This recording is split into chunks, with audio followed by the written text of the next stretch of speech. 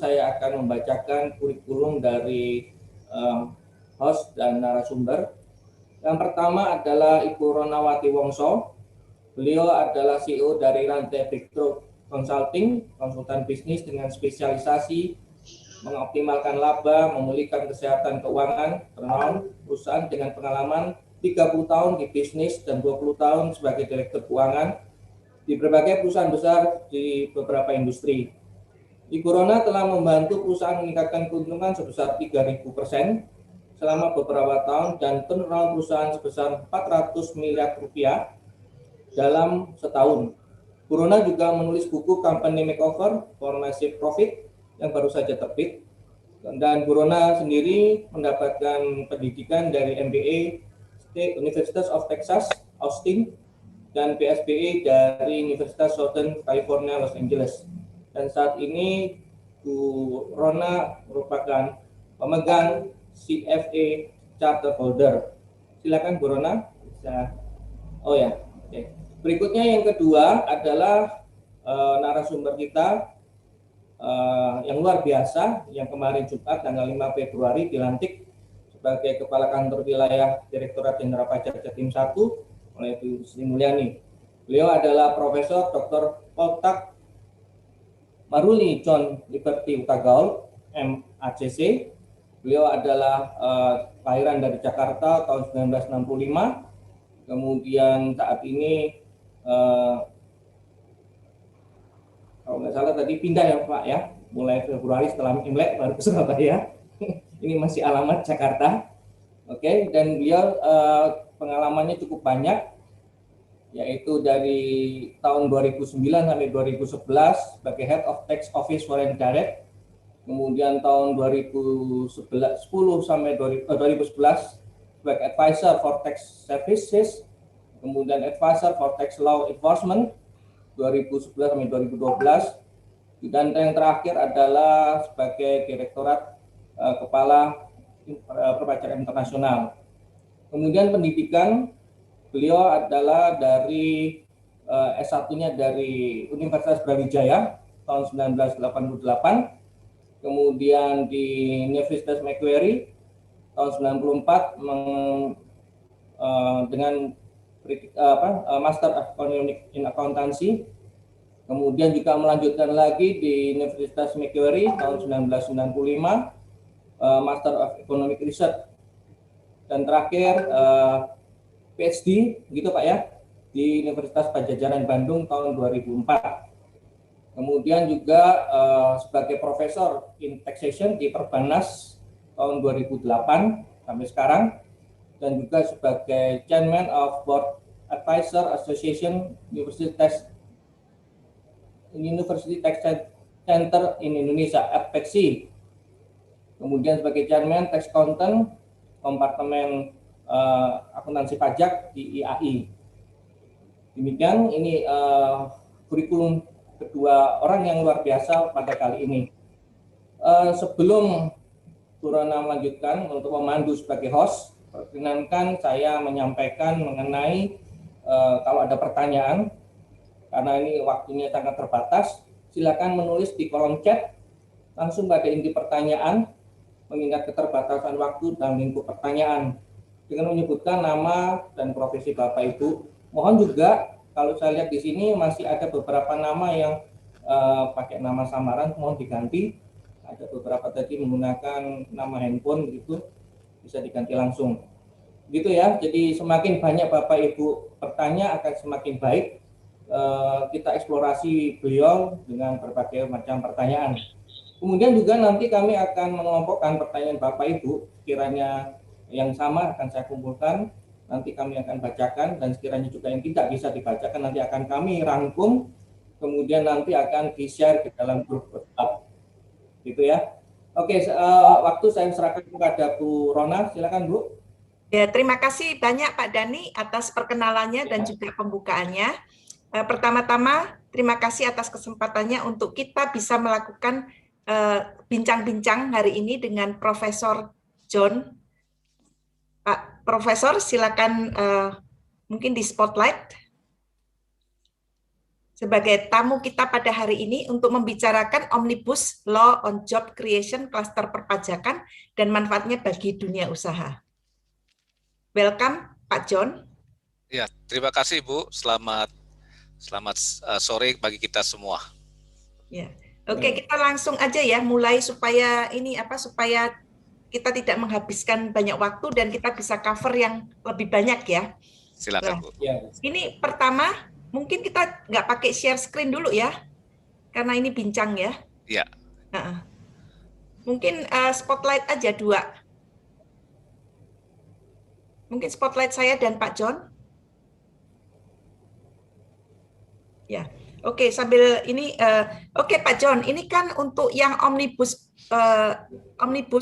law ini kan terjadi perbincangan yang cukup ramai juga ya di masyarakat, dan sebetulnya omnibus law ini sudah dirancang cukup lama sebetulnya. Mungkin udah beberapa tahun oleh pemerintah, tetapi memakan waktu yang cukup lama untuk bisa goal di DPR, dan itu pun juga masih banyak pro dan kontra. Sebetulnya apa sih yang mendorong pemerintah ini untuk mengesahkan Omnibus Law on Job Creation ini, Pak?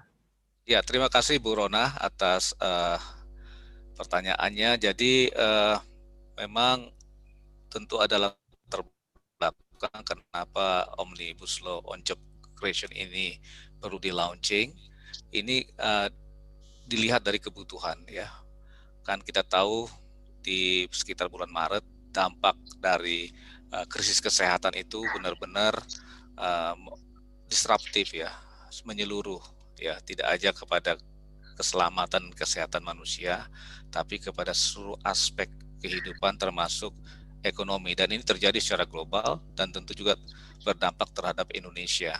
Dan kita tahu sejak dampak pandemi ini ya, ini mengakibatkan kalau kita bicara dari segi ekonomi, ini benar-benar sangat mengganggu kegiatan perekonomian baik secara global maupun secara nasional, di mana banyak dilakukan pembatasan interaktif, komunikasi interaktif sesama manusia ya. Seperti kita tahu di luar negeri diperkenalkan istilah lockdown, di kita PSBB dan sebagainya. Kemudian ada lagi social distancing dan sebagainya. Nah, ini tentu berdampak terhadap kegiatan perekonomian baik global maupun nasional. Dan kita tahu secara global pertumbuhan ekonomi mengalami kontraksi ya, sampai 4,9%, yaitu pada titik nadir terendah ya selama 1 dekade terakhir ini. Dan ini juga berdampak terhadap ekonomi di Indonesia. Pertumbuhan ekonomi di Indonesia pun mengalami negatif ya sekitar 0,6% kurang lebih ya.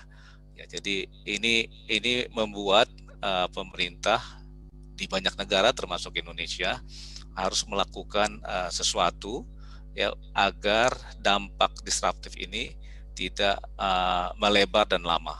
Nah, oleh karena itu pemerintah kita sangat responsif terhadap situasi ini. Kita sudah mengeluarkan kebijakan stimulus ekonomi yang kita kenal dengan kebijakan pemulihan ekonomi nasional, dengan mengeluarkan Perpu nomor 1 tahun 2020 yang kemudian disempurnakan menjadi Undang-Undang nomor 2 tahun 2020. Kemudian pada bulan Oktober pemerintah mengeluarkan lagi undang-undang yang kita kenal dengan Undang-Undang Cipta Kerja, Undang-Undang nomor 11 tahun 2020, atau kita kenal juga dengan istilah Omnibus Law on Job Creation. Nah, tentunya ini semua adalah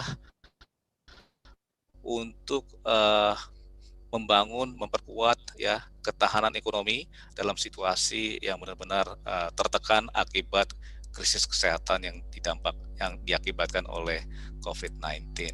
Jadi ini kurang lebih kenapa pemerintah sangat concern terhadap undang-undang ini, supaya kegiatan investasi, kegiatan ekonomi, bisnis di Indonesia ini menjadi menjadi lebih baik ya. Relaksasi perlu diberikan, termasuk juga insentif di bidang perpajakan. Pak John, itu tadi Pak John sebutkan bahwa karena COVID, tapi sebetulnya Omnibus Law ini apakah dirancang jauh sebelum COVID? Oh Cuman iya, mungkin karena situasinya COVID ini sehingga supaya bisa segera jalan gitu, Pak. benar, benar. Demikian Bu Rona. Ya, Hmm. jadi COVID ini men-trigger situasi, kondisi kita perlu satu kebijakan yang khusus, extraordinary, untuk mengantisipasi dampak yang luas yang diakibatkan oleh pandemi ini. Jadi mungkin kalau dirangkum apa Pak maksud dan tujuan pemerintah ini untuk Membantu dunia usaha, membantu dunia usaha ya Pak buat ya? usaha di Indonesia menjadi menarik. Ya. Oke. Jadi untuk latar belakangnya itu secara umum apakah memberikan insentif pajak mungkin ya Pak ya? Jadi Salah mungkin satunya, salah satunya ya. ya. Nah, jadi mungkin kalau bisa dijelaskan Pak itu insentif pajak apa aja yang diberikan kepada dunia usaha ini supaya roda ekonominya jalan ini ya Pak ya? Ya, insentif sebenarnya sudah diberikan pemerintah banyak sekali, insentif pajak ya. Jadi kalau kita bicara insentif atau relaksasi pajak, itu merupakan salah satu fungsi dari instrumen pajak untuk membantu memulihkan situasi ekonomi menjadi atau situasi kondisi menjadi lebih baik karena adanya tekanan-tekanan tertentu, misalnya karena ada COVID-19 di mana pertumbuhan ekonomi menjadi slowdown, ya, kegiatan ekonomi menjadi terganggu, ya. Nah, ini diperlukan semacam sweetener, semacam kemudahan, semacam keringanan, ya, yang dapat membantu resilience dari dunia usaha. Ya, misalnya di bidang perpajakan, contohnya ya, sejak pemerintah, saya ambil contoh yang untuk COVID ya, pemerintah sudah banyak sekali mengeluarkan insentif di tahun 2020. Ya, insentif pajak yang diberikan pemerintah itu adalah bagian dari program stimulus ekonomi. Ya, stimulus ekonomi yang kita kenal adalah pemulihan ekonomi nasional. Ya, pemerintah sudah menyediakan anggaran yang besar untuk menyelamatkan ekonomi ya dari tekanan COVID-19 ini, ya, kurang lebih 695,2 triliun itu di tahun 2020, dan pemerintah sangat concern. Di tahun ini pun pemerintah sebagaimana disampaikan oleh Ibu Menteri pada waktu beberapa hari yang lalu, pemerintah terus akan melanjutkan ya kebijakannya yang dia lakukan di tahun 2020, dan bahkan ditambah lagi dengan kebijakan Omnibus Law. Ya, jadi di Omnibus Law itu ada, tolong Steve ditayangkan. Di Omnibus Law itu ada insentif yang diberikan pemerintah selain sebelumnya pemerintah sudah memberikan pengurangan tarif, ya, tarif PPh Badan itu kita ketahui di Undang-Undang Nomor 2 Tahun 2020. Namun pemerintah juga memberikan yang ini Omnibus Law, tolong. Ini yang COVID ya, yang Omnibus Law, ya, terus ya, terus.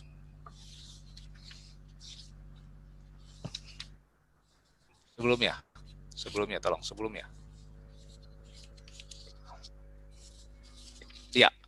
Nah, di sini kita tahu slide berikutnya, Pak Steve, slide berikutnya. Ya, di sini kalau kita perhatikan Bu Rona, ya, di sini yang sebelah kiri meningkatkan pendanaan investasi. Kita tahu bahwa Omnibus Law on Job Creation Cluster perpajakan ini tujuannya adalah semuanya itu bermuara untuk memberikan kemudahan di dalam berusaha, ease of doing business, ya. Nah, ada 4 pilar di dalam klaster perpajakan ini untuk menopang kemudahan berusaha tadi. Pertama itu adalah meningkatkan pendanaan investasi. Jadi diharapkan klaster perpajakan yang ada di Omnibus Law ini bisa meningkatkan pendanaan investasi. Ya, yang kedua, mendorong kepatuhan wajib pajak dan wajib membayar pajak secara sukarela. Dan yang ketiga, meningkatkan kepastian hukum, dan terakhir adalah menciptakan keadilan dalam berusaha atau level of playing field. Nah, yang pertama ini insentif tadi yang Bu Rona tanyakan, ya, dalam rangka untuk mendorong pendanaan investasi yang lebih tinggi, lebih baik, ya. Tentunya pemerintah selain ya sebelumnya pemerintah memberikan penurunan tarif PPh Badan ya dari 25% menjadi 22% 2020, 2021, kemudian nanti 2022 dan seterusnya menjadi 20%. Ya, ini sudah diatur di Undang-Undang Nomor 2. Ya, kemudian untuk perusahaan go public yang memenuhi persyaratan tertentu itu diberikan tambahan penurunan 3%. Ya, nah di Omnibus Law diberikan tambahan insentif lagi. Apa itu? Pertama adalah penghapusan PPh atas dividen dari dalam negeri. Ya, kemudian yang berikutnya adalah dividen dan laba setelah pajak dari luar negeri tidak dikenakan PPh sepanjang diinvestasikan kembali. Nah ini ya ada kata-kata direpatriasi dan diinvestasikan kembali di Indonesia. Maka dividen yang dia terima dari luar negeri itu akan dibebaskan sepanjang memenuhi persyaratan besaran jumlah dividennya, kemudian adanya kewajiban untuk diinvestasikan di Indonesia. Kemudian yang berikutnya ini untuk koperasi ya, SAHU-nya itu dibebaskan. Kemudian untuk yang dana haji itu yang dikelola oleh BPKH itu pun dikecualikan dari pengenaan pajak. Dan yang berikutnya adalah mengenai PPh. PPh atas bunga, PPh pasal 26 atas bunga itu diberikan penyesuaian tarif, artinya tarif yang lebih murah daripada pasal 26 yang di undang-undang kita itu 20% dari jumlah bruto yang dibayarkan ke luar negeri.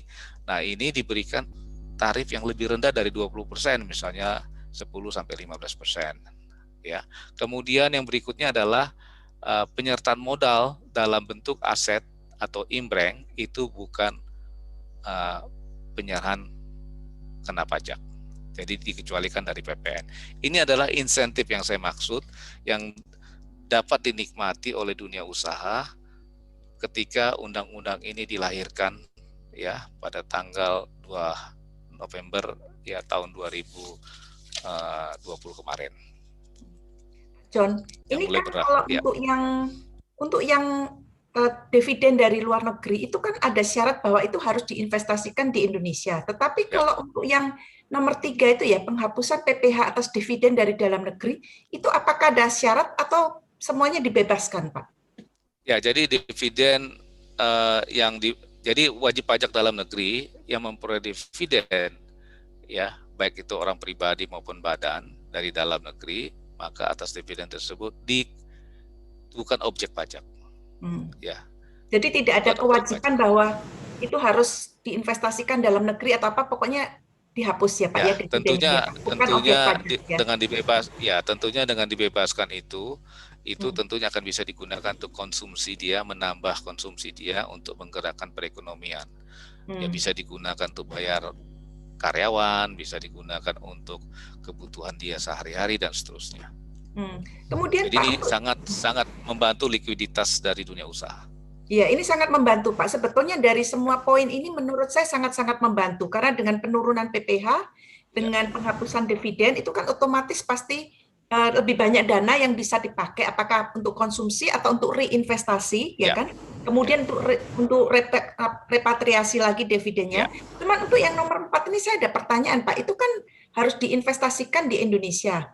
Itu bagaimana bisa membuktikan apakah harus ada pelaporan atau ada suatu koridor gitu Pak yang disediakan oleh pemerintah untuk yang diinvestasikan di Indonesia ini? Tentunya dividen yang dari luar negeri Bu ya, dividen dari luar negeri itu sepanjang ya Bu ya, sepanjang 30% itu direpatriasi di Indonesia dan diinvestasi di Indonesia, maka atas dividen seluruhnya itu akan dibebaskan.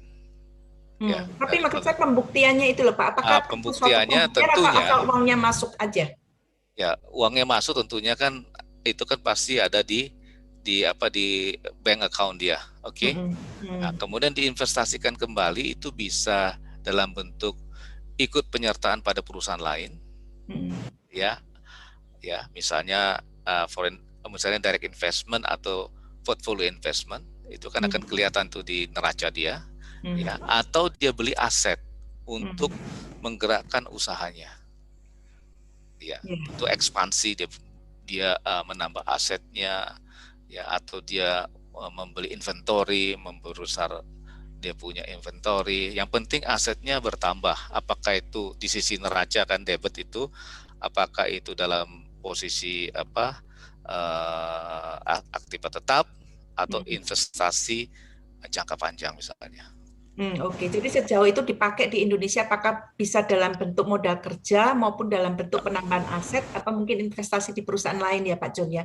Ya, Kemudian tentunya, juga yang Kak. saya lihat yang nomor 7 itu juga sangat-sangat membantu Pak, karena yang sebelumnya itu kalau Inbrang kena PPN itu waduh itu berat banget. Udah barang milik sendiri masih kena PPN gitu kan masuk ke perusahaan yang mungkin dari segi logika juga kayaknya sulit sekali sebetulnya WhatsAppin si kita saya bilang udah di bawah. ya, oke. Ini mungkin untuk yang pendanaan investasi mungkin udah cukup jelas ya. Mungkin baik. kita kemudian berpindah lagi kepada untuk mendorong kepatuhan wajib pajak dan wajib bayar secara sukarela. Mungkin kalau ini bisa Pak John lebih elaborasi ya Pak ya, benefitnya apa gitu, Pak, untuk dunia usaha. Ya, ini lebih kepada relaksasi ya, kemudahan ya. Contohnya misalnya untuk PPN ya. Kalau kita katakan pengusaha ya, sebelum dikukuhkan sebagai pengusaha kena pajak, ya tentunya dia membeli sesuatu itu kan harusnya sudah dipungut PPN sama lawan transaksinya ya, gitu Bu Rona ya. Tapi dia tidak bisa mengkreditkan Bu, karena dia belum PKP, oke? Nah, dengan adanya Omnibus Law ini memberikan kemudahan yang sangat luar biasa bagi dunia usaha. Ya, katakan dia membeli barang sebelum dia jadi pengusaha PKP, ya kemudian ketika dia jadi pengusaha PKP, dia jual barang Bu. Katakan dulu dia beli 100, ya dia jual, ya katakan dia beli berapapun gitu ya. Kemudian dia jual, katakan 1.000 gitu kan. Kan PPN-nya, PPN keluarannya itu 1.100 ya Bu ya. Ya kan? Tapi dia nggak punya input kan. Padahal itu barang dia beli dulunya kan. Ya kan Bu ya. Entah harganya berapapun dia pasti beli kan. Ya. Nah, dengan adanya Omnibus Law itu diberikan relaksasi, kemudahan ya. Jadi katakan dia jual 1.000, PPN-nya 100, ya kan? PPN keluarannya, maka dianggap PPN masukannya 80. Jadi dia tinggal bayar 20 ke negara. Kekurangannya. Jadi ini sangat meringankan ya Bu ya. Oh, sangat meringankan Pak itu Pak, karena sebelumnya kan berarti harus di-expense kan Pak ya. Berarti ya kalau sebelumnya kan boleh dibilang expense, sekarang bisa dikreditkan, jadi sangat-sangat meringankan. Cuman pertanyaan 80% dari 80%. Dari PK. Tapi itu berarti apakah kita harus membuktikan dulu ada kita bayar PPN atau dianggap secara normatif aja 80% Pak? Dianggap secara normatif saja. Secara normatif ya, oke. Sederhana, itu sangat mudah Pak, karena kalau harus dibuktikan lagi susah. Ya, sangat membantu itu Pak. Sangat membantu. Kemudian yang kedua ya Pak ya. Yang kedua ya. Oke, ini salah satu contohnya. Contoh berikutnya mengenai PPN nomor 1 Mas Ibu ya. Misalnya contohnya apa misalnya ya. Misalnya kita membayar PPN masukan. Ya, kita karena melakukan pembelian jasa atau barang gitu ya bagi PKP. Cuman kita lupa melaporkan Bu. Lupa melaporkan dan kemudian masuklah auditor, katakan dari KPP masuk ya. Kan kadang-kadang nih manajemen pembukuan kita yang nangani kadang-kadang lengah gitu ya, lupa ya, nggak disengaja lah misalnya gitu ya. Nah, ditemukan ya ada pajak masukan yang dia tidak laporkan. Ya, kalau yang dulu itu kan nggak boleh dikreditkan Bu. Nah, sekarang boleh. Wah, itu sangat-sangat membantu itu Pak. Nah, itulah pemerintah sangat peduli ya dengan dunia usaha. Sangat peduli ya. Jadi apa-apa yang bisa membantu dunia usaha kita bantu. Ya sepanjang. Saya lihat jadi lebih fair ya Pak ya. Jadi lebih adil lah, gitu kan? Ya. Itu contohnya Bu ya. Contoh yang lain misalnya ditemukan ya kemudian dikeluarkan SKP, itu kan nggak bisa dikreditkan juga pajak masukannya. Ya, nah sekarang boleh dikreditkan ya sebatas pokok pajaknya saja. Sanksinya enggak. Oke. Jadi banyak sekali kemudahan Bu ya. Ini benar-benar sangat dibutuhkan oleh dunia usaha ini. Untuk menambah apa Bu? Menambah likuiditas mereka. Iya, supaya jadi Ya, lebih banyak uang yang beredar ya, di masyarakat ya Pak ya. gitu Bu Aha. ya.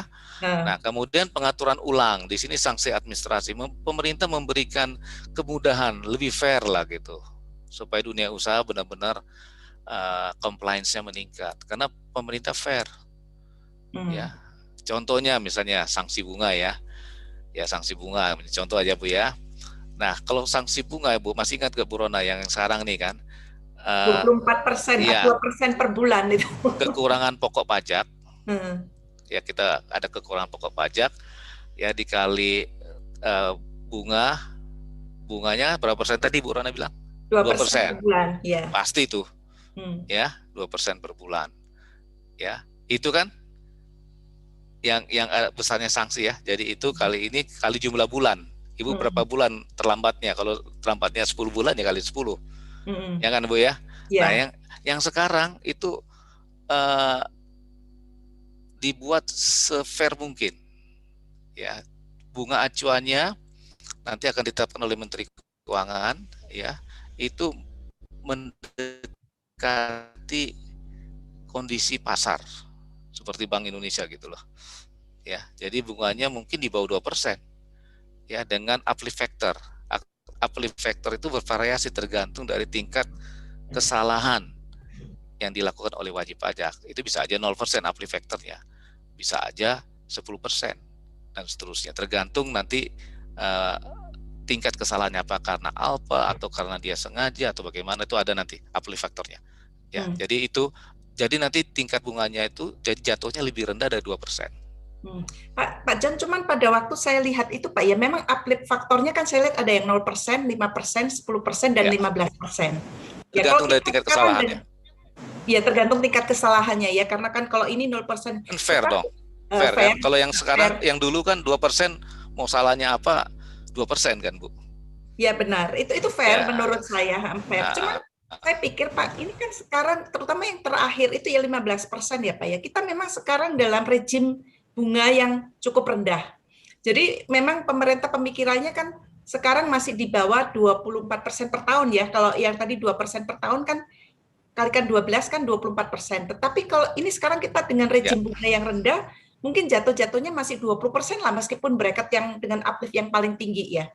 Tetapi kalau kita ketahui di Indonesia ini sebetulnya secara umum lebih sering yang rejimnya bunga tinggi daripada rejim bunga rendah. Karena kalau sekarang ini boleh dibilang salah satu dalam sejarah yang bunganya mungkin salah satu yang rendah ya Pak ya. Tetapi yang umum itu kan bisa sampai 10%, itu bisa. Kalau sampai terjadi itu berarti sebetulnya yang di uplift yang terakhir yang paling berat itu malah bisa di atas 24% per tahun itu ya Pak ya. Malah lebih tinggi Oh, enggak daripada dong. Itu kan yang ada sekarang. lebih rendah daripada yang 2% itu. Kalau dihitung 2% kali katakanlah, kan maksimum kalau 2% kan kalau 2 tahun kan bisa maksimum 48% Bu ya. Kalau yang Mm-mm. sebelumnya ya. Mm-mm. Nah, yang sekarang ini akan jauh lebih murah daripada itu. Ya, intinya Nanti kan kalau dari kita hitung, kita simulasi ya. Kalau oke. kita simulasi pasti akan jauh lebih murah, ya. Pasti ini Hmm. semuanya ini jauh lebih baik daripada yang sebelumnya. Udah Iya, kita kalau saya lihat simulasi, juga lebih fair ya. sih Pak, karena memang dari tingkat Ya, kesalahannya juga uplift-nya berbeda-beda gitu kan. ya. Ini ya. Kemudian dengan fairness diperlakukan secara fairness tadi, tentunya ini akan kita harapkan compliance-nya, Mm-mm. compliance ya, cooperative voluntary compliance-nya itu meningkat, Bu. Itu yang kita Mm-mm. inginkan. Ya. Iya. Ya, Ini tentunya dengan compliance yang meningkat ini tentu akan mendorong penerimaan pajak itu akan meningkat juga. mm. Ya, Ya, mungkin terima kasih banyak Pak John. Mungkin kita move lagi ke yang berikutnya ya Pak ya, yang meningkatkan ya, kepastian hukum ini ya Pak ya. ya. Kalau Jadi meningkatkan kebijakan pajak kepastian apa yang hukum, dilakukan di sini? kalau kita katakan meningkatkan kepastian hukum berarti kan kita memperjelas, ya, menghilangkan atau menekan serendah mungkin ambiguity, ya, keraguan-keraguan, kerancuan, ya. Jadi tegas dia sehingga pasti. Gitu maksudnya Bu ya. Contohnya misalnya mengenai penentuan subjek pajak orang pribadi. Nah, ini hal yang baru di sini ya. Jadi yang dikatakan sebagai subjek pajak dalam negeri maupun luar negeri itu adalah warga negara Indonesia maupun warga negara asing. Jadi subjek pajak dalam negeri bisa warga negara asing kalau dia tinggal di Indonesia lebih dari 183 hari dalam 12 bulan atau lebih dari time test. Ya, warga negara Indonesia yang tinggal di Indonesia lebih dari 183 hari dalam 12 bulan. Jadi pengertian subjek pajak itu bisa warga negara asing, bisa warga negara Indonesia, sepanjang domisili tesnya, time testnya itu memenuhi lebih dari 183 hari dalam 12 bulan. Itu pertama, Bu, ya. Yang kedua, subjek pajak luar negeri itu bisa warga negara asing ataupun warga negara Indonesia. Ya, sepanjang dia tinggal di Indonesia atau berada di Indonesia tidak melebihi dari time test 183 hari dalam 12 bulan. Namun untuk warga negara Indonesia masih ada kualifikasi tambahan yang kita minta. Ya, pertama dia harus memenuhi, artinya dia menjadi subjek pajak di negara luar negeri. Ya, kemudian ada beberapa lagi, misalnya permanent home available-nya, ya, di mana, ya, tie break rule lah istilahnya, Bu. Permanent home available, kalau Ibu masih ingat, tie break rule, kalau di tax treaty di artikel 4, ya, jadi permanent home available, habitual abode, center of vital interest, di mana, ya. Nah, kalau warga negara Indonesia tadi sudah memenuhi persyaratan tadi, ya maka dia bisa ditetapkan sebagai wajib pajak luar negeri. Jadi dia tidak wajib lagi kewajiban perpajakan administrasinya atau formalnya sebagaimana berlaku bagi wajib pajak dalam negeri, walaupun dia orang Indonesia. Pak, ini apakah dengan yang ini Pak ya, yang perubahan ini tadi, apakah itu dari yang rejim kita worldwide income, kita ke arah territorial income ini sekarang? Oh, enggak, kita tetap. Jadi territorial income atau worldwide income itu tergantung dari status subjek pajaknya. Terlepas warga negaranya Indonesia maupun asing. Kalau dia subjek pajak dalam negeri, orang pribadi, maka berlaku worldwide income. Artinya penghasilan dari Indonesia maupun dari luar itu wajib dilaporkan di Indonesia dan dikenakan pajak di Indonesia. Kalau dia tinggalnya lebih dari 183 hari di Indonesia, benar, itu tetap worldwide income ya Pak ya? Ya, termasuk orang asing. Termasuk orang asing. Ya. Nah, subjek pajak luar negeri termasuk orang Indonesia berlaku territorial income. Artinya penghasilan yang dilaporkan dan dikenakan pajak di Indonesia hanya penghasilan berasal dari Indonesia. Oke, ya. Terima kasih banyak, ya. Pak. Nah, kemudian yang berikutnya lagi di sini masih ada beberapa poin, nanti mungkin beberapa ya saya jelaskan ya. Ini mengenai ekspatriat yang menarik nih. Ya, ekspatriat itu orang asing yang bekerja di Indonesia. Ya, kita perlakukan khusus untuk yang memenuhi kualifikasi. Jadi ekspatriat yang memiliki keahlian tertentu yang sedang kita sebentar lagi akan kita akan keluar tuh keahlian tertentunya apa saja. Ya, maka terhadap mereka ya berlaku territorial income walaupun dia sudah menjadi subjek pajak dalam negeri. Ya, kita berikan periodnya itu 4 tahun setelah dia menjadi subjek pajak dalam negeri. Jadi selama 4 tahun pertama sejak dia menjadi subjek pajak dalam negeri, maka penghasilan yang dikenakan pajak terhadapnya hanya yang berasal dari Indonesia. Ya, nanti setelah 4 tahun baru berlaku worldwide income. Oke. Ini untuk apa? Untuk mendorong ekspat-ekspat yang bertalenta tadi itu membangun ekonomi Indonesia bersama-sama dengan bangsa Indonesia. Ya, Pak, ini sebetulnya mungkin sedikit melenceng ya, Pak ya. Tadi kan kita berusaha untuk menarik ekspatriat untuk bekerja di Indonesia, ya. Tetapi kalau saya lihat, sebetulnya banyak orang Indonesia ini yang bertalenta juga ya, Pak ya. Banyak. Dan ini kan mereka kalau tidak dipelihara, itu kan terjadi perpindahan juga keluar. Ya, jadi terjadi brain drain mencari yang tax regime negara yang lebih rendah. Ya, memang jumlahnya mungkin tidak sebanyak yang di bawah, karena sekarang insentif yang diberikan itu kan untuk orang-orang berpenghasilan di bawah 200 juta itu kan dibebaskan dari pajak. Tetapi untuk yang berpenghasilan tinggi saat ini belum dijamah ya oleh pemerintah.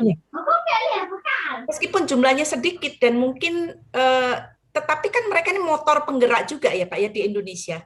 Sehingga bisa terjadi brain drain katakanlah ke tax regime yang lebih rendah mungkin di Singapura atau Hong Kong.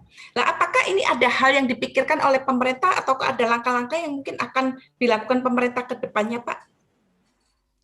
Ya, tentunya kalau dia yang kita lakukan adalah pertama ya kalau kita memperbaiki katakanlah struktur dari katakan pajak ya. Jadi PPh orang pribadi yang kita pujai sekarang ini memang terus akan kita sempurnakan nantinya terus Bu ya. Dan ini kan kita selama ini apa yang kita terapkan ini sudah sesuai dengan international best practice ya. Jadi maksud kami kita terus memperbaiki ya mengenai tata cara ya pemajakan maupun struktur dan tarifnya. Terus kita perbaiki. Kalau Ibu perhatikan reformasi perpajakan Undang-Undang PPh yang sebelumnya itu kita memperbaiki, kita membuat semakin sederhana mengenai struktur dan tarifnya, ya. Dan ini terus, apalagi kita juga akan melanjutkan terus reformasi perpajakan, ya baik dari segi kebijakan maupun dari segi administrasi, ya. Jadi tentunya kita harapkan dengan reformasi perpajakan baik administrasi maupun kebijakan ini akan membuat kemudahan-kemudahan bagi wajib pajak Indonesia ya subjek pajak dalam negeri terutama di dalam memenuhi kepatuhannya. Sekarang kita sudah memperkenalkan memperluas pelayanan di bidang perpajakan yang kita kenal Triple C ya, Click, Count, Counter. Jadi nanti Bu ke depan ini kita sekarang aja kita sudah nggak perlu sebenarnya ke kantor pajak, cukup dengan e-filing dan seterusnya, e-registration, dan ini akan kita kembangkan. Nanti sekian banyak pelayanan di kantor pajak itu semuanya berbasis ICT, ya Information Communication and Technology. Jadi ini terus Bu. Dan inilah sebenarnya yang diinginkan oleh wajib pajak Indonesia yang bertalenta dan sebagainya adalah kemudahan di dalam memenuhi kewajibannya. Kalau mengenai katakan Ibu compare dengan Singapura dengan negara lain ya kita tetap menerapkan yang namanya worldwide income. Ya, kalau dia penghasilan dari Singapura katakan itu pun harus dilaporkan di Indonesia. Ya, katakan dia pun kerja di Singapura. Ya. Kalau dia masih belum memenuhi syarat yang saya katakan tadi, dia menjadi wajib pajak Indonesia gitu loh. Ya. Tapi maksud saya gini Pak John, itu kan kalau yang perusahaan itu kan udah tarifnya udah diturunkan nih sama pemerintah sampai ini nanti kan 20% nih tahun 2022. Tetapi untuk yang PPh pribadinya nih belum ada penurunan tarif nih Pak. Ya, nanti ya itu kan? Nanti akan seiring dengan proses amandemen atau reformasi kebijakan. Ya, sekarang ini kita lagi membenahi reformasi administrasinya dulu. Ya, pelayanan dimudahkan. Ya dan sebagainya. Yang dibutuhkan oleh wajib pajak lebih daripada itu adalah kepastian hukum, Bu. Kemudahan. Itu yang sangat dibutuhkan. Kalau mengenai tarif itu nanti katakan contoh Bu ya. Katakan dia bekerja di Singapura atau bekerja di negara lain yang tarif pajaknya murah seperti Uni Emirat Arab misalnya. Ya atau bahkan sebutkan aja lah dia bekerja di Brunei Darussalam yang nggak ada tarif pajaknya misalnya itu OP. Ya. Tetapi kalau dia nggak bayar pajak di luar negeri, dia nggak ada kredit pajak di Indonesia nantinya. Sama halnya misalnya kalau perusahaan asing mendapatkan insentif pajak dari Indonesia, ya katakan tax holiday dan sebagainya, ya mereka kan nggak bayar pajak di Indonesia karena dapat fasilitas. Ya berarti mereka nggak ada kredit pajak dari Indonesia untuk dia kreditkan di negaranya. Tapi kalau dia tinggal di sana kan nggak masalah Pak. Maksudnya kalau dia tinggal di sana kan memang tidak ada kewajiban pajak di Indonesia. Ini maksud saya yang dikhawatirkan kan kalau orang brain drain-nya itu mereka pindah ya ke sana ya. Berarti kan mereka udah tidak ada kewajiban pajak lagi di Indonesia, tetapi mereka membayar tarif yang lebih murah di negara itu. Ya, pertimbangan orang bekerja di negara orang lain kan banyak Bu pertimbangannya ya, bukan hanya pajak saja, ya mungkin juga salary-nya tinggi di sana mungkin ya, atau dan sebagainya, ya allowance-nya tinggi, ya. Jadi pajak itu semuanya tidak bisa dijadikan semata orang memutuskan untuk pindah dari Indonesia atau ke negara lain gitu ya. Ya, terima Demikian juga kasih. sebaliknya. Iya. Mungkin kita lanjut ya Pak ya, khawatir waktunya nanti Ya, ya Pak ya. monggo, monggo Bu. Nah, mungkin lanjut yang berikutnya itu Bapak ada lagi yang non objek PPh ini. Mungkin Bapak bisa terangkan secara ringkas nih yang Oke, ya lainnya yang penting ya non poinnya objek daripada PPh ini kepastian sederhana hukum. aja untuk memberikan kepastian aja ya. Jadi misalnya untuk badan-badan keagamaan, gereja dan sebagainya gitu ya, itu maka sisa lebih dananya itu bukan merupakan objek pajak, artinya tidak dikenakan pajak ya. Ya kemudian yang berikutnya itu mengenai kepastian ya, ini hanya kepastian saja. STP itu tidak akan diterbitkan ya, pidana pajak yang telah diputus tidak lagi akan diterbitkan ketetapan pajak SKP maksudnya ya. Ya, kalau sebelumnya itu bisa saja diterbitkan SKP Bu ya. Kemudian penerbitan STP surat tagihan pajak itu jelas 5 tahun ya dan seterusnya. Kemudian pengembalian ini mengenai pengintian pemeriksaan bukper dan penyidikan dan seterusnya. Ini hanya untuk memberikan kepastian hukum aja Bu. Ya, ini di bidang formal. Tadi yang menarik itu Pak non objek pajak ya Pak ya, non objek PPh itu kan merupakan badan sosial. Kalau kita tahu bahwa itu sekolah-sekolah itu kan yayasan semua Pak, tapi kan mereka mahal-mahal banget itu kan nariknya itu Pak ya. Dan mungkin ada keuntungan yang lumayan. Itu berarti mereka bukan objek PPh juga ya Pak ya? Sisa lebihnya. Ya, sisa lebihnya. Ya, sisa lebihnya itu harus diinvestasikan kembali ke dunia pendidikan dalam jangka waktu 4 tahun.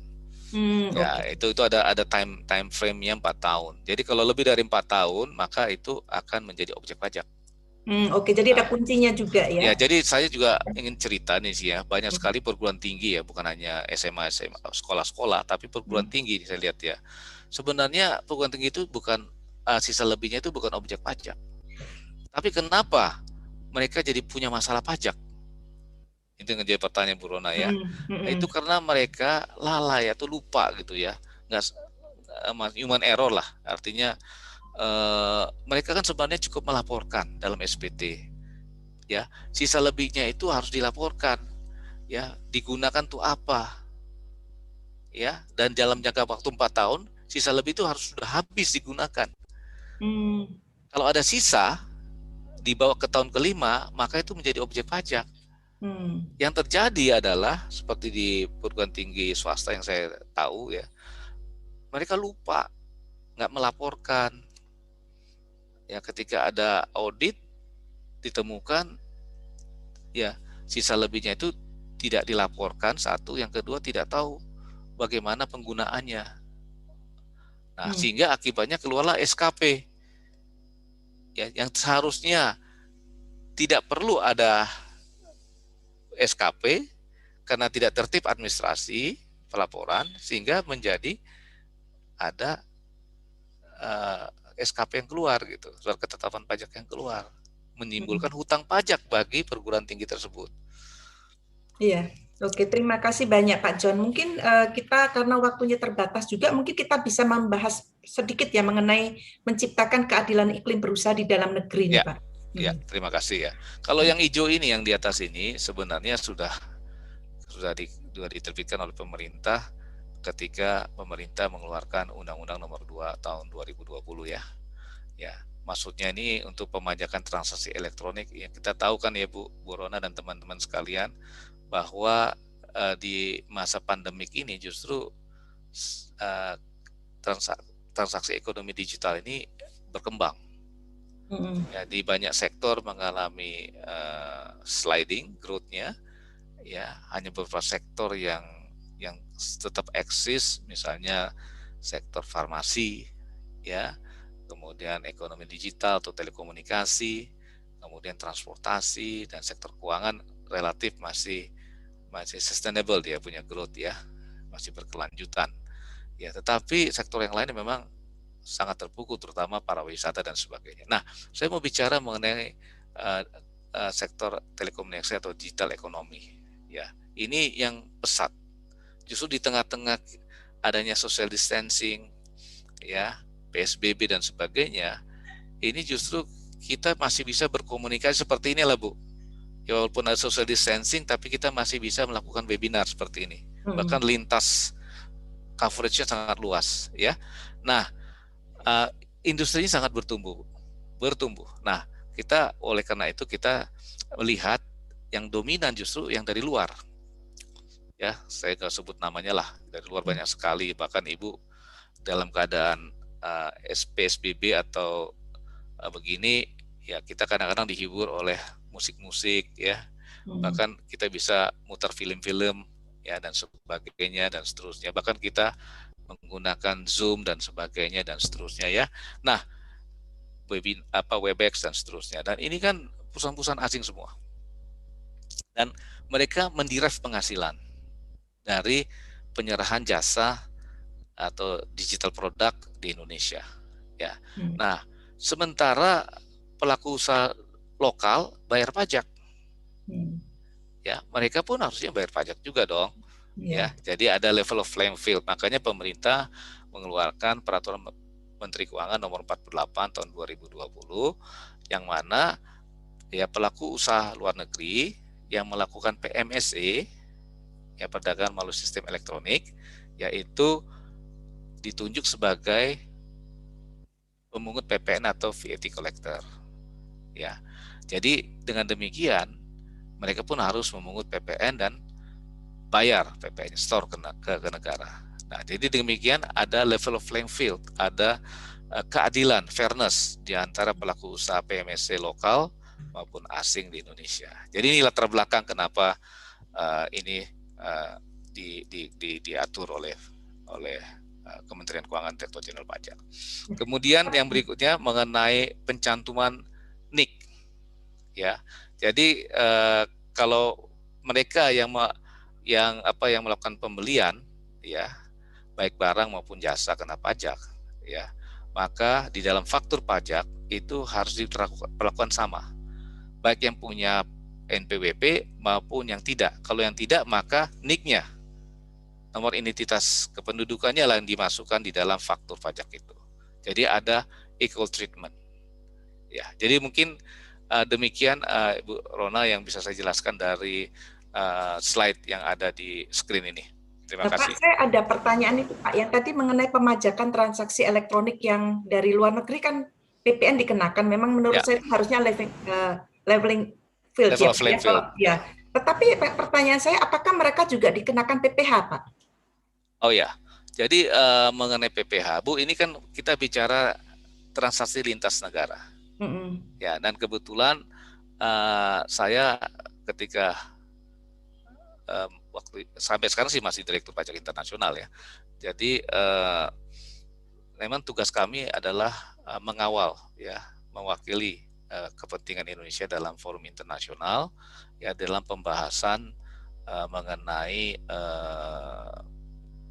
pembagian hak pemajakan dan metode alokasi, ya, penghasilan global dari transaksi ekonomi digital. Jadi Direktorat Jenderal Pajak, BKF, ya, Kementerian Keuangan, kita bersama-sama mau menjaga, menggawangi kepentingan pemerintah di dalam forum-forum internasional yang kita lakukan, yaitu pembahasan yang intensif di Inclusive Framework on BEPS.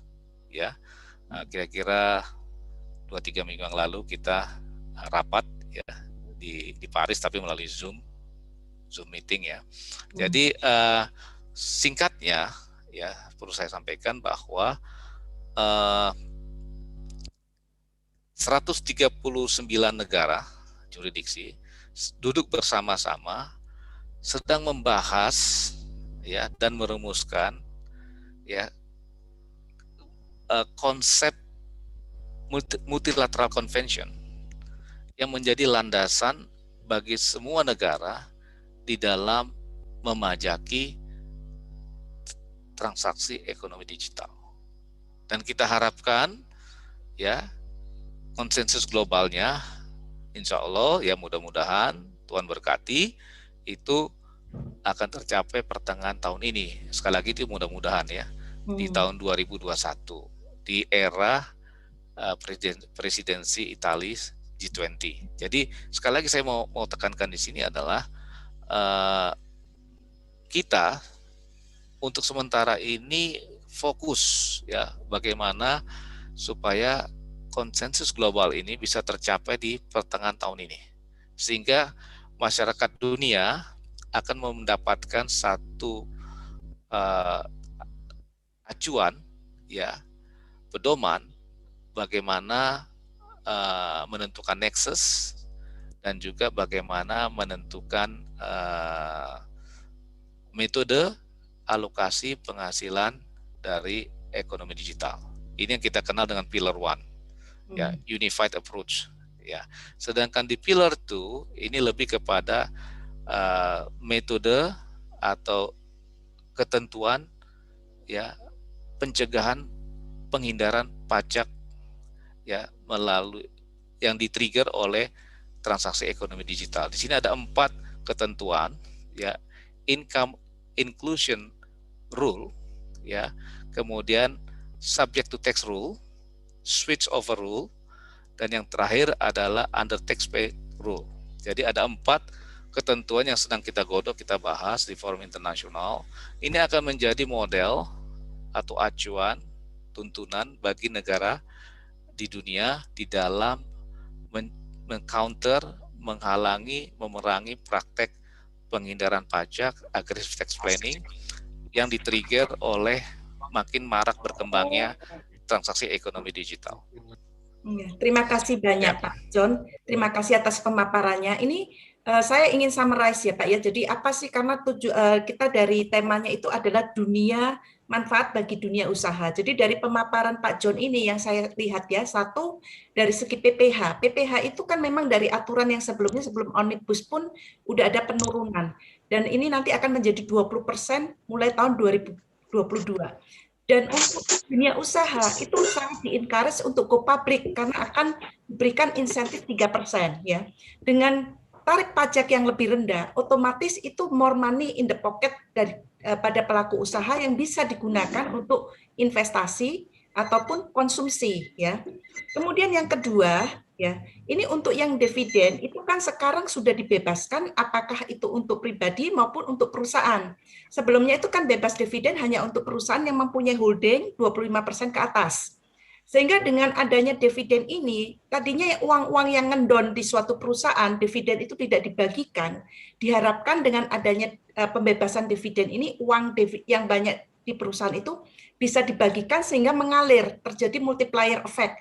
Dan dari pelaku usaha sendiri, itu dengan ekonomi berputar, itu revenue-nya juga akan meningkat, satu. Yang kedua, juga bisa dipakai sebagai investasi. Apakah untuk pengembangan usaha, ataukah untuk investasi di tempat lain, ya. Kemudian ada beberapa yang untuk relaksasi hak pengkreditan pajak masukan, itu juga untuk mendorong kepatuhan. Jadi yang sebelumnya itu tidak fair, kalau kita belum PKP itu tidak bisa dikreditkan pajak PPN-nya, sekarang bisa dimasukkan. Itu sangat-sangat membantu ya.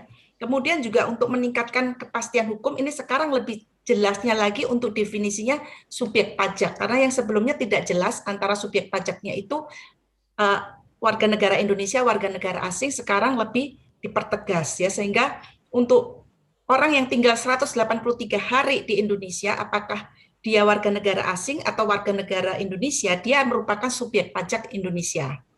Kemudian juga untuk leveling field yang di transaksi digital PPN, jadi ini untuk pelaku usaha dalam negeri, ini adalah suatu manfaat karena berarti kita bersaing dengan pihak luar itu, kita menarik PPN yang di pihak luar pun juga PPN, sehingga kita on the playing field. Jadi kita tidak, kalau dibandingkan harganya itu seolah-olah barang kita lebih mahal daripada orang lain, karena terutama kalau yang B2C ya, jadi business to consumer, karena consumer kan tidak bisa mengkreditkan pajak PPN-nya itu, sehingga perbandingan harga itu kan kelihatan kalau beli dalam negeri lebih mahal daripada kalau beli dari luar negeri. Sehingga dengan adanya pemajakan transaksi elektronik dengan PPN yang dari luar negeri pun ini sekarang adalah playing field.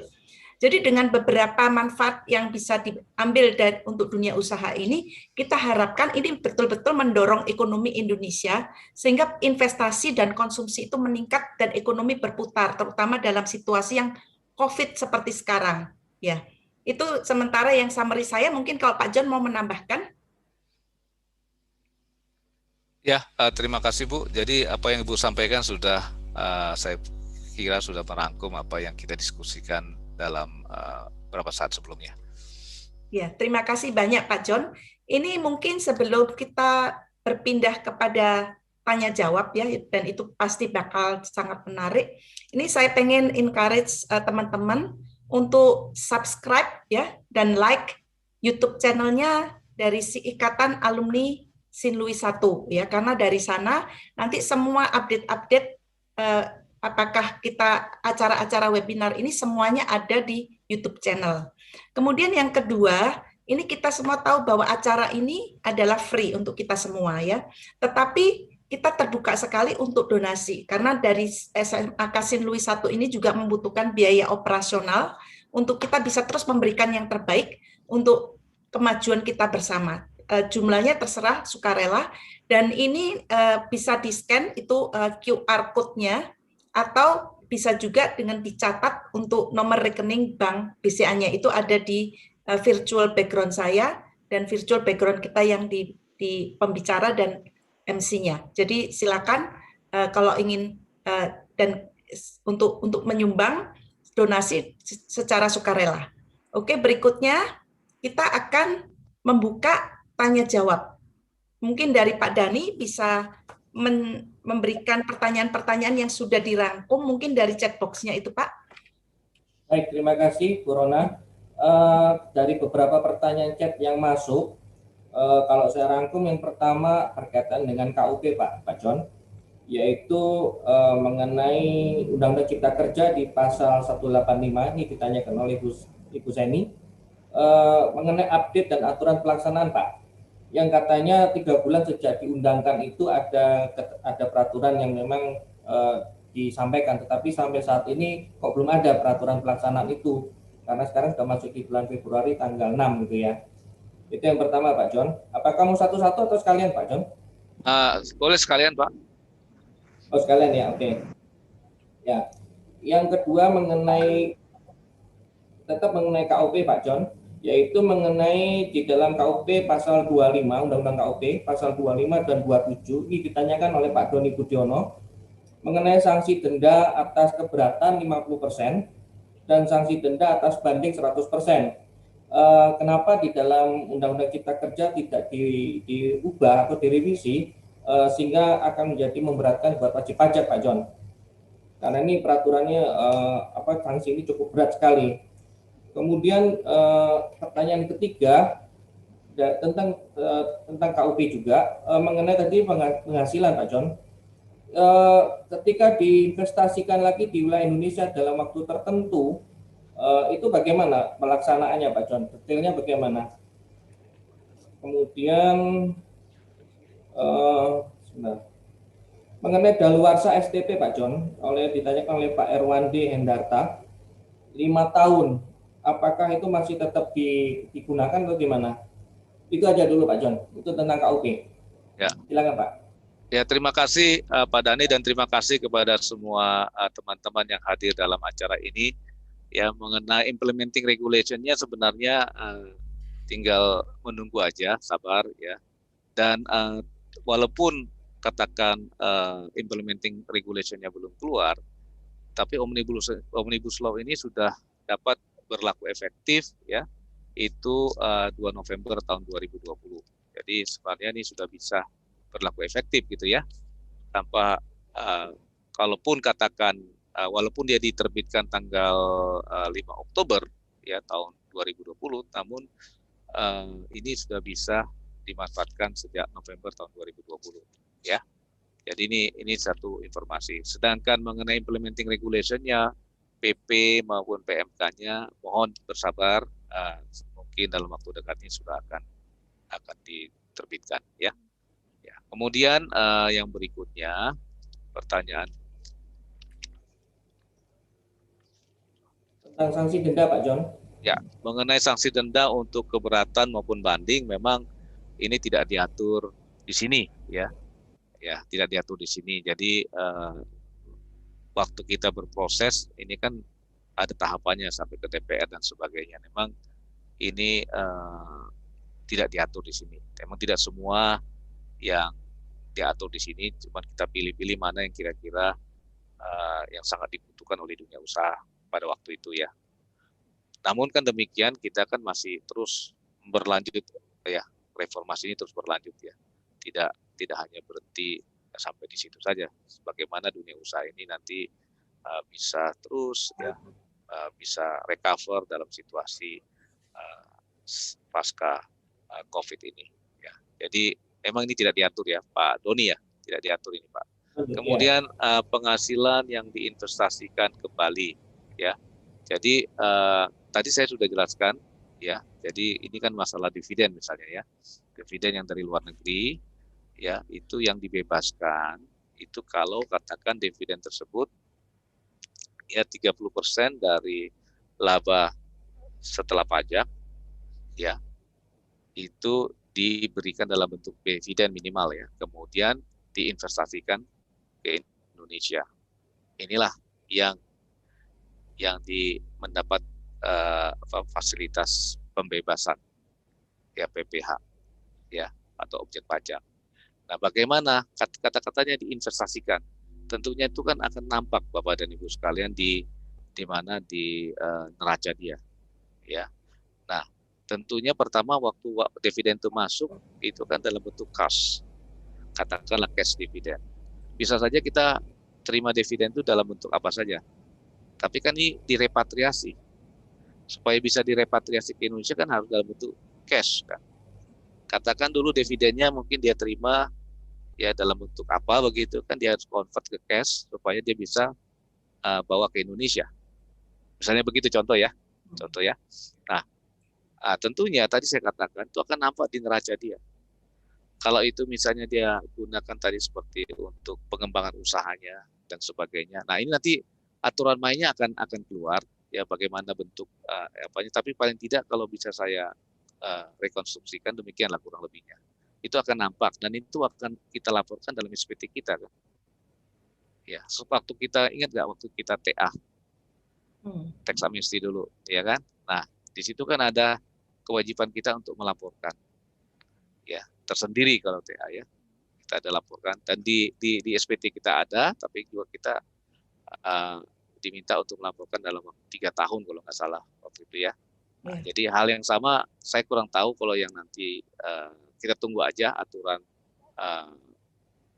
implementing regulation ya dari Omnibus Law on Job Creation ini bagaimana, tetapi sederhananya itu akan nampak di SPT kita satu ya. Kalaupun nanti ada diminta laporan terpisah itu nanti kita tunggu aturan mainnya, aturan pelaksanaannya maksud kami ya.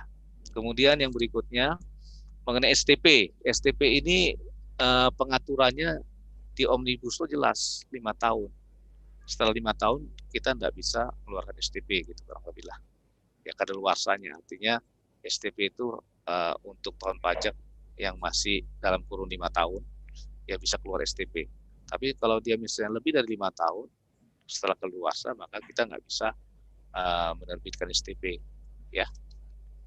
Dan STP juga bisa kita lakukan untuk menagih ya bunga penagihan. Ya, bisa juga dalam kurun waktunya 5 tahun. Ya, mungkin itu yang bisa saya sampaikan untuk 4 penanya pertama. Ya. Terima kasih. Oke, saya lanjutkan pada topik berikutnya dari pertanyaan chat tentang PPN, Pak John. Yang pertama tentang PPN itu adalah tentang pengembalian pendahuluan oleh Pak Oliver. Pengembalian pendahuluan dibayar PPN. Ini mungkin maksudnya adalah ketika ini diajukan, apakah tidak terpikirkan bahwa nanti akan sangat membantu wajib pajak, Pak John. Kemudian yang kedua, ketika menyerahkan barang kepada atau modal kepada perusahaan, NPWP baru ketika menyerahkan itu namanya in-bank. Lalu setelah itu apakah dicabut lagi gitu Pak John? mengenai NPWP. Jadi mungkin ini yang dimaksud oleh Pak Oliver adalah penyerahan modal berupa barang inbreng. Boleh diulang Kemudian Pak Dani? Pak Dani boleh diulang? Penyerahan apa? Barang? penyerahan barang inbreng. Jadi mungkin Ah, orang itu belum punya belum punya NPWP, Pak John. oh, Kemudian menyerahkan aset inbreng ke dalam perusahaan, gitu. Apakah yang bersangkutan harus punya NPWP, Pak John? Penyerahan aset ini, pertanyaan itu. Kemudian yang kedua dari Pak Oliver juga tentang penjualan via website dengan membuka faktur pajak agaknya kesulitan, terutama kalau yang beli adalah pondok pesantren dan sekolah yang dasarnya agama. Bagaimana itu membuka faktur pajaknya, Pak John? Karena sekarang penjualannya lewat website, marketing gitu ya. Dua. Kemudian yang dari Bu Juli, adakah sanksi kalau penjualan ini tidak mencantumkan NIK ataupun NPWP, Pak John? Sementara tiga ini dulu dari tentang PPN. Silakan Pak John. ya, terima kasih ya. Ini pertanyaannya mengenai pengembalian pendahuluan ya. Jadi pemerintah untuk wajib pajak patuh ya kita memberikan pengembalian pendahuluan ya kepada mereka yang yang memenuhi syarat sebagai wajib pajak patuh ya. Kemudian waktu kita di tahun 2020 juga kita memberikan pemberian pendahuluan sampai dengan 5 miliar ya untuk PPN ya itu tanpa melalui pemeriksaan. Ya itu kita berikan dalam konteks COVID ya. Nah, kemudian yang selanjutnya mengenai imbreng, ya imbreng ini kan tadi saya katakan bukan merupakan penyerahan kena pajak. Ya, jadi dia bukan objek PPN. Ya, jadi tentunya imbreng ini tidak terkena PPN. Ya. Kemudian yang berikutnya lagi penjualan melalui website oleh apa Pak tadi pondok pembelinya Pak ya? Penjualan, ya jadi pembelinya adalah pesantren atau sekolah agama yang dalam tanda petik mungkin mereka nggak punya NPWP, Pak John. Penjualan online ini. Ya, ya seharusnya si katakan Tokopedia ya atau ini yang misalnya ya dia beli dari situ ya Pak misalnya Pak Dani ya. Ya. Nah, jadi tentunya mereka ini sebagai pemungut PPN kan, yang melakukan penyerahan jasa ini atau melakukan penyerahan barang BKP yang melalui PMSE ini seharusnya sebagai pemungut PPN ya terlepas siapa pembelinya kan seharusnya kan dia memungut ya. Nah, tentunya kedua adalah mengenai faktur pajaknya harus diisi lengkap. Kalau dia nggak punya kalau orang pribadi nggak punya KTP, nggak punya NPWP pembelinya, maka NIK-nya harus kita minta ya si pemungut PPN. Nah, itu yang mungkin bisa saya tambahin untuk yang faktur pajak. Apakah kena sanksi kalau dia katakan fakturnya nggak lengkap? Ya tentunya faktur pajaknya nggak lengkap tentu kita ikut aturan umum. Ya, karena kan faktur pajak itu harus diisi lengkap supaya level playing field tadi Bu Rona ingat ya kan kalau dia nggak punya NPWP ya nomor induk kependudukannya yang menjadi pengganti dari NPWP tersebut supaya adil gitu karena kita ingin supaya semua transaksi ini terekam gitu kan ini juga salah satu bagaimana kita membuat semuanya menjadi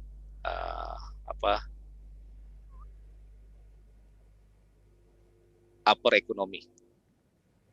Berarti di dalam syaratnya nanti diminta ada nomor NIK ya Pak John ya?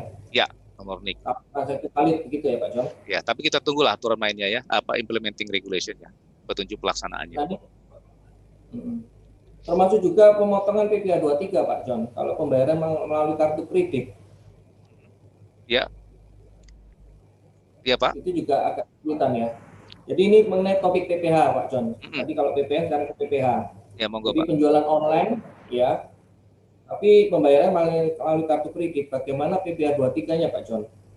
Kalau dia wajib pungut gitu loh.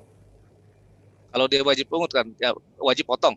Ya, Ya, wajib potong, potong. sorry. Ya, ya katakan ini Lah, dilakukan misalnya. oleh ya. Jadi kartu kredit kan itu hanya mekanisme pembayaran. Mau bayar tunai, mau bayar melalui kartu kredit, melalui mobile phone, itu kan hanya mekanisme pembayaran.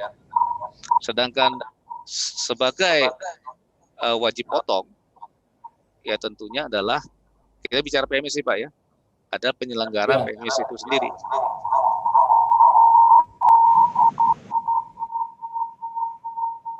Suaranya mantul Pak John. Ya, suaranya tadi mendengung. Jadi tadi kembali lagi Pak ya, itu hanya mekanisme pembayaran loh Pak ya. Mau kartu kredit, mau apa, ya. Kita bicara administrasi perpajakan. Ada dua hal yang nggak bisa dicampur aduk. Kalau administrasi perpajakan, jelas siapa yang harus membuka apa yang wajib potong, ya bukti potongnya siapa yang mengeluarkan. Sedangkan mekanisme pembayaran bisa cash, bisa melalui kredit card, lalu apa saja. Oke. Kemudian tadi ada pertanyaan lagi di chat itu oleh Ibu Ani Ang. Menanyakan mengenai peraturan yang berlaku tentang penghapusan PPh dividen dan SHU koperasi Pak John. Apakah bisa menggunakan dari Undang-Undang Omnibus Law itu saja sebagai acuannya atau ada peraturan pelaksanaan lagi Pak John? Ya tentunya seperti katakan dividen Pak ya, kan dividen itu dibebaskan ya sejak diterbitkannya Omnibus Law itu diterbitkan tanggal 5 Oktober ya. Ya, cuman berlakunya ini kan 2 November ya. Iya. Ya, 2 November berlakunya. Jadi sejak 2 November dia sudah berlaku. Ya, nanti implementing regulation-nya itu akan PP maupun PMK-nya itu akan mengatur bagaimana tata cara prosedurnya. Ya, tetapi fasilitas ini sudah bisa dinikmati sejak 2 November. Ya. Baik Pak John. Halo? Halo ya, silakan. Ya, oke. Saya lanjut Pak John. Ini ada pertanyaan lagi dari Ibu Sutiani berkaitan dengan asuransi mana yang kena pajak dan tidak kena pajak. Pertanyaan tentang asuransi Pak John. Di luar Omnibus Law. Ini nggak jelas pertanyaan tentang Omnibus. Tapi asuransi ini. Kalau Pak Dhani nggak jelas, apalagi saya. Oke, lewati aja Pak John. Nggak dibahas lagi ya Pak ya di Omnibus Law kayaknya tidak ada Pak. Berarti mengikuti yang aturan sebelumnya. Oh iya. Iya, oke. Oke, yang lain sudah terjawab Bu. Mungkin ada pertanyaan mungkin secara langsung ya, karena dari chat sudah saya rangkum seperti itu tadi. Silakan kalau mungkin ada pertanyaan lagi. Waktunya kita sampai 17.45. Pak John, ini sebetulnya dalam menggolkan Omnibus Law on Job Creation Cluster perpajakan ini sebetulnya di bagian mana nih Pak yang terjadi banyak tarik ulur dan yang sulit sebetulnya?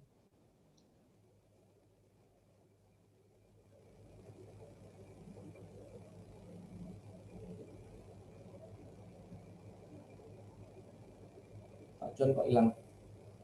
Suaranya Pak, mungkin di-unmute dulu Pak. Oke. Pak, suaranya Pak, unmute Pak. Nggak kedengeran.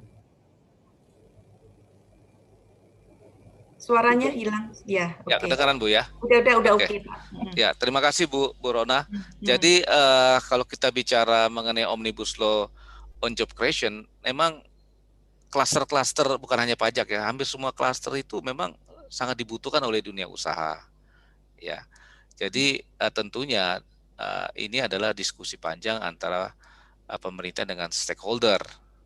Ya, kalau kita bicara pajak, tentunya yang mewakili stakeholder itu siapa untuk pajak? Tentunya adalah asosiasi-asosiasi ya, misalnya seperti Kadin, Apindo dan seterusnya. Ya, itu didengar oleh pemerintah gitu.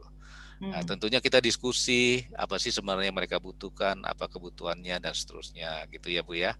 Tentunya kita juga bahas di internal kita apa kira-kiranya dan sebagainya dan seterusnya. Jadi tentunya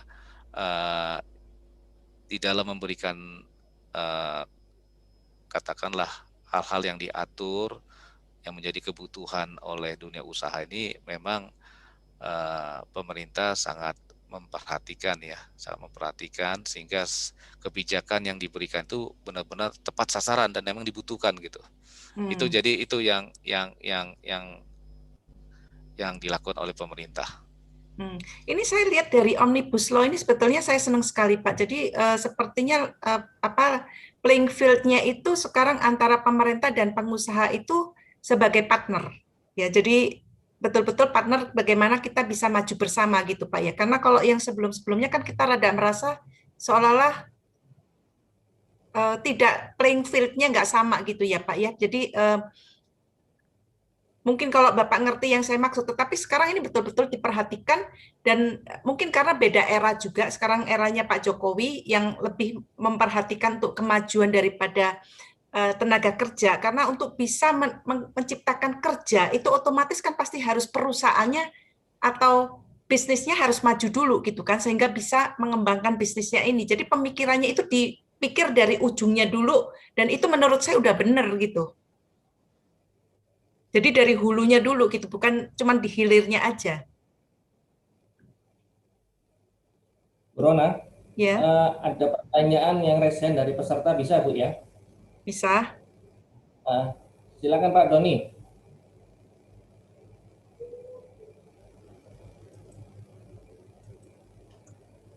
Ya. Nah, ini Dr. Doni nih, dosen Ubaya. Silakan Pak. Bentar Pak, suaranya.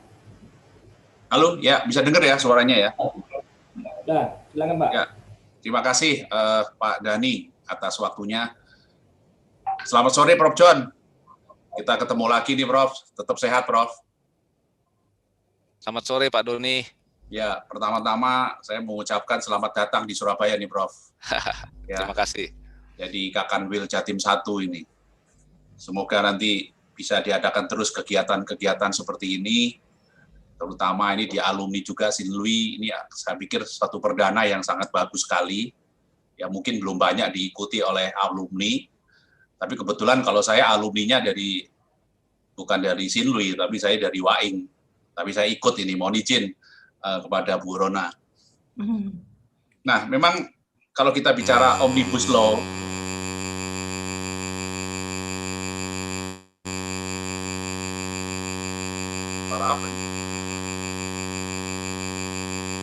ya, berbicara mengenai Omnibus Law, saya melihat bahwa pasal-pasal di PPH dan PPN, KUP, ini kan cuma beberapa pasal aja, Prof. John. Saya mau tanya, apakah memang sudah tidak ada perubahan lagi di Undang-Undang PPH, KUP, dan juga di PPN? Karena saya melihat ini hanya karena kebutuhan yang cukup singkat seperti ini, sebetulnya banyak sekali perubahan-perubahan yang harus diubah, terutama di KUP, terutama juga di PPH dan di PPN. Nah, kira-kira pertanyaan saya, apakah memang dalam jangka waktu singkat ini tidak ada lagi pembahasan mengenai undang-undang ini, Prof. John? Atau memang sudah dirasakan cukup dengan adanya Undang-Undang Cipta Kerja? Terima kasih, Prof.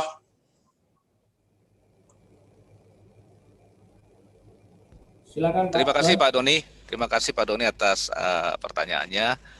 Jadi memang kebutuhan yang bisa difasilitasi di bidang perpajakan saat ini dalam rangka konteks untuk mendorong ya kemudahan berusaha ini adalah apa yang diatur di PPH ya pasal 113 ya kemudian KUP maupun PPN. Jadi memang nggak semuanya di situ diatur. Seperti misalnya untuk orang pribadi tadi Bu Rona nanya itu ya, nah, ya semua. Jadi kebutuhan yang mendesak apa? Orang pribadi yang diatur masalah ekspatriat misalnya, ya masalah penentuan subjek pajak dalam negeri orang pribadi maupun subjek pajak luar negeri orang pribadi. Nah itu diatur ya. Memang nggak semua diatur di situ. Nanti diatur di situ tentunya di dalam reformasi penuh di masing-masing undang-undang. Ya reformasi kebijakan. Ya jadi kebutuhan saat ini memang baru yang diatur itu adalah untuk kebutuhan untuk membangun kemudahan berusaha ya yang kita kenal dengan Undang-Undang Cipta Kerja tadi. Jadi itu Pak Doni ya. Sedangkan reformasi kebijakan itu pasti akan berlangsung Pak. Itu pasti akan berlangsung.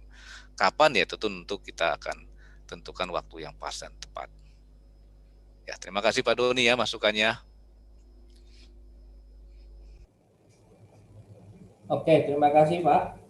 Ada pertanyaan terakhir dari YouTube Pak John, dari Ibu Noni Rusmini.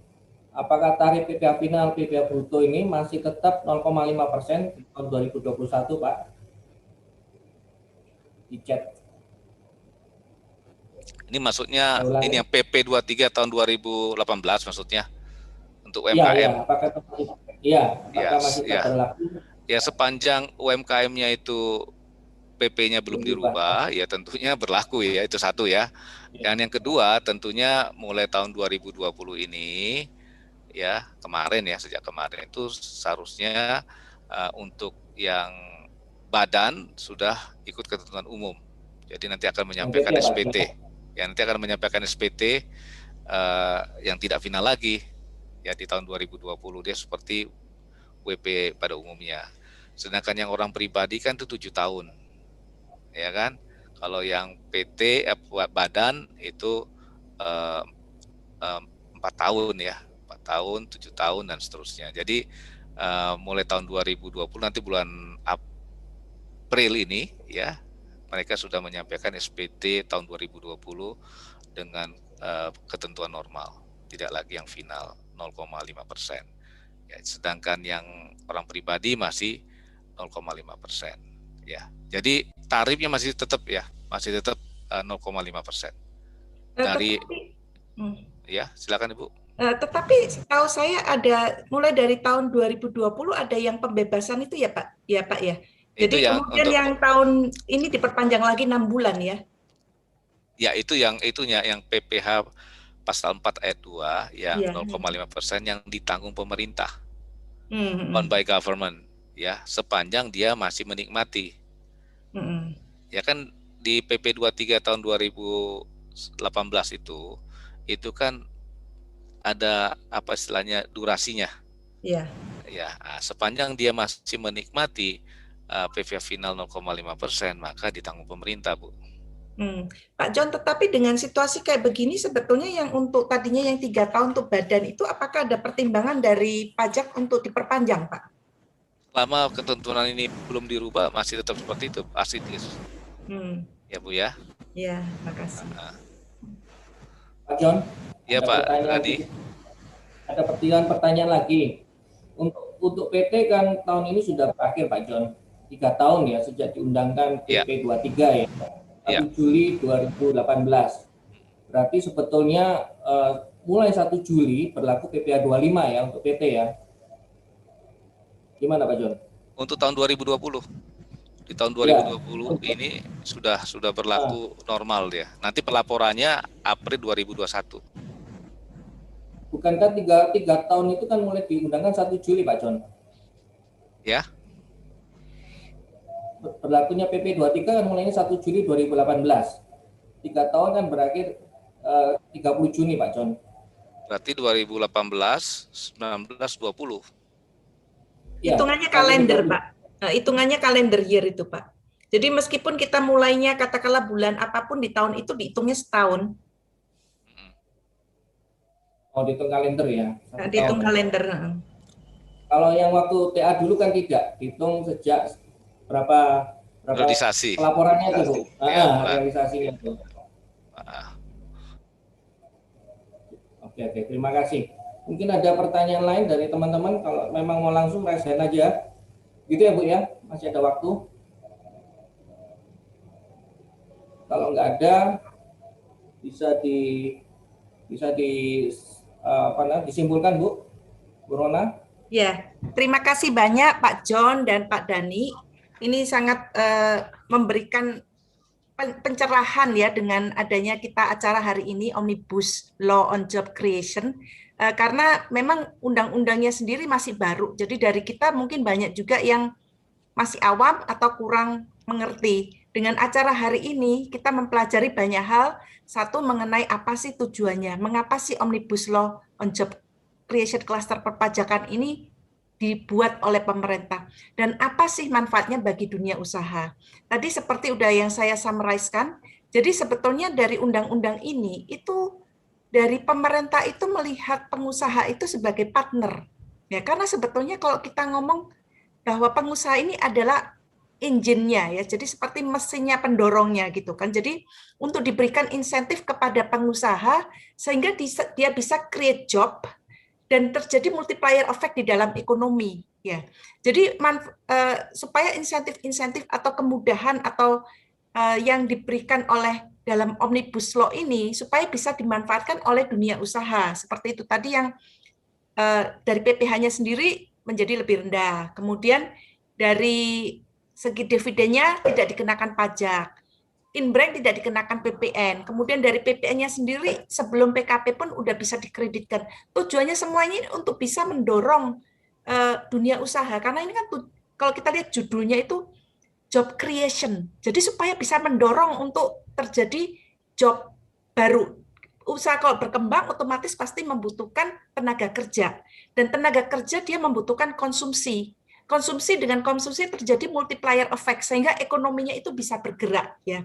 Jadi dari dunia usaha supaya betul-betul dimanfaatkan manfaat-manfaatnya ini dari kemudahan-kemudahan yang telah diberikan oleh pemerintah ya. Jadi pemerintah ini mau mendorong kita semua untuk bisa maju, negaranya maju, kita maju bersama. Ya, terima kasih banyak Pak John dan Pak Dani yang telah memfasilitasi sebagai MC dan Pak John sebagai tamu dan narasumber kami. Terima kasih banyak Pak John.